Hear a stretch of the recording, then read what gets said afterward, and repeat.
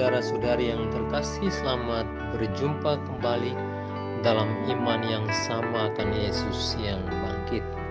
Masih dalam suasana Paskah, karena itu belum terlambat juga kalau saya mengucapkan selamat Paskah untuk kita sekalian dari Brasil, negeri yang selalu memadukan bola, keindahan, dan pesta.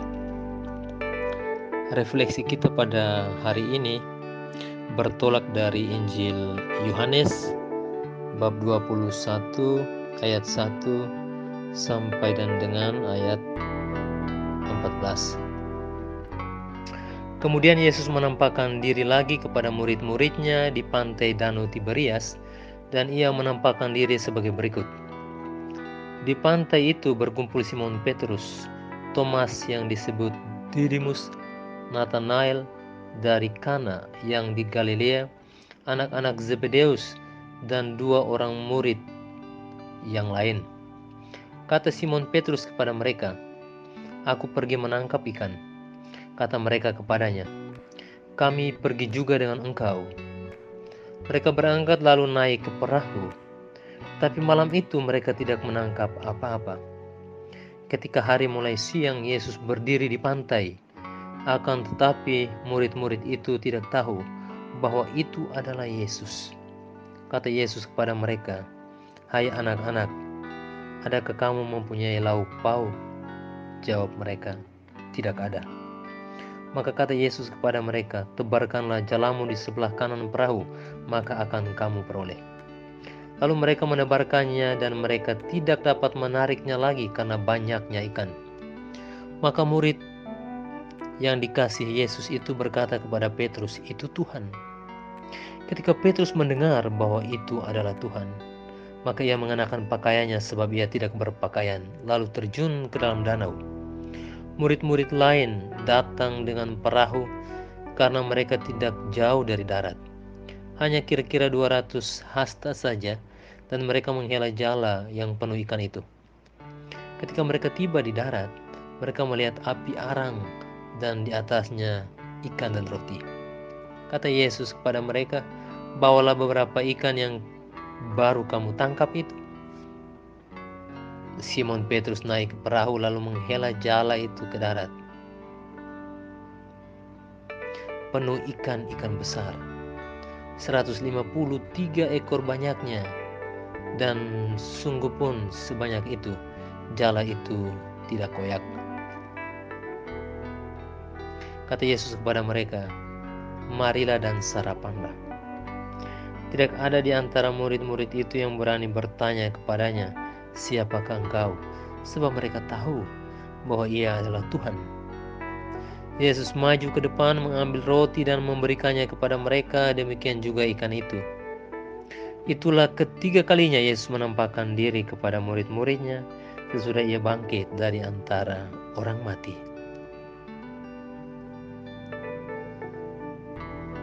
Demikianlah Injil Tuhan. Terpujilah Kristus.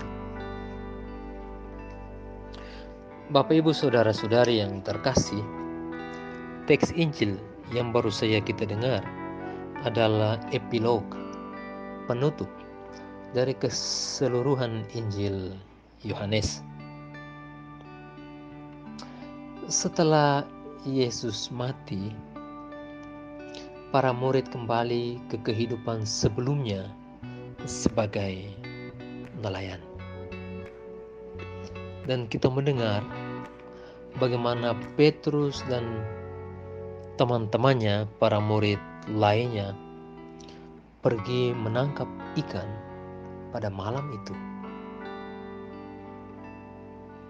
Tapi apa yang terjadi? Mereka gagal total. Mereka tidak mendapat apa-apa. Ikan yang tidak didapat oleh nelayan merupakan ancaman bagi kelangsungan hidup mereka. Karena hidup mereka bergantung kepada ikan yang mereka tangkap, kepada ikan yang mereka jual. Sangat mengherankan bahwa para nelayan ini yang adalah para murid Kristus adalah nelayan yang handal. Pertama, mereka adalah nelayan di danau itu. Mereka tinggal dan hidup di sekitar danau itu. Kedua, mereka tahu betul, tahu sungguh-sungguh seluk-beluk danau itu. Mereka tahu di mana ada ikan dan di mana tidak ada ikan. Tapi malam itu mereka tidak menangkap seekor pun. Dalam kecemasan, dalam kebingungan dan keputusasaan, Yesus hadir di sana. Dan Yesus membuat mujizat. Mujizat itu berawal dari satu kalimat afirmatif. Tebarkanlah jalamu ke kanan perahu dan kamu akan mendapatkannya. Mereka menuruti apa yang difirmankan Yesus. Dan mujizat terjadi. Mereka memperoleh banyak ikan. Bapak, Ibu, saudara-saudari yang terkasih, peristiwa Yesus muncul di tengah-tengah situasi kaos, kecemasan, kekhawatiran akan ikan yang dialami oleh para murid, bahwa mereka tidak menemukan seekor ikan pun. Dan pada saat itu Yesus hadir. Yesus memberi hidup, memberi jaminan keselamatan kepada mereka, bahwa akulah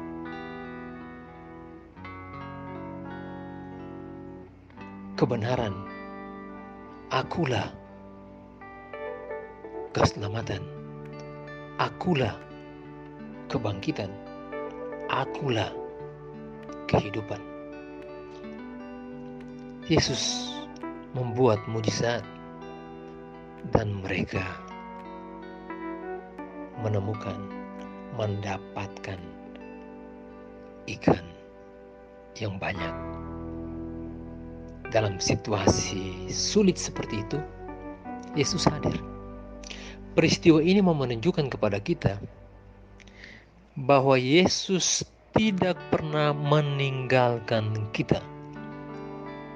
Walaupun Dia telah bangkit dan naik ke surga, tetapi Dia adalah Allah yang sama, Allah Emmanuel, Allah yang senantiasa beserta kita. Dalam situasi apapun, Yesus tidak pernah meninggalkan kita. Kadang-kadang kita sebagai makhluk lemah, kita meninggalkan Yesus. Apalagi juga kita menghadapi berbagai macam persoalan hidup. Kita meragukan kehadiran Yesus dalam hidup kita. Kita malah meninggalkan Yesus. Kita malah tidak percaya kepada daya kekuatan ilahi Yesus. Hari ini Yesus mengajarkan kita bahwa Dia tidak pernah meninggalkan kita. Walaupun Dia tahu kita sering melupakan Dia dan meninggalkan Dia. Bapak, Ibu, saudara-saudari yang terkasih dalam Kristus yang bangkit. Pesan kebangkitan sesuai teks hari ini sungguh-sungguh mengundang kita untuk memperkuat selalu iman kita kepada Yesus yang bangkit. Sebab Dia tidak pernah meninggalkan kita. Percaya bahwa dalam situasi sulit apapun, Yesus senantiasa hadir bersama-sama dengan kita dan memberi jaminan keselamatan kepada kita. Sebab Dia adalah Tuhan kita, Dia adalah sumber keselamatan kita. Dialah kebangkitan dan kehidupan. Saat ini, jika Anda dan saya berada dalam situasi kebingungan, kecemasan, keputusasaan, yakinlah bahwa Tuhan hadir dalam penderitaan kita, hadir dalam kebimbangan dan kecemasan kita. Serahkanlah seluruhnya kepada Tuhan, sebab Dia adalah Tuhan yang bangkit, yang senantiasa menyertai kita, yang tak pernah meninggalkan kita. Amin.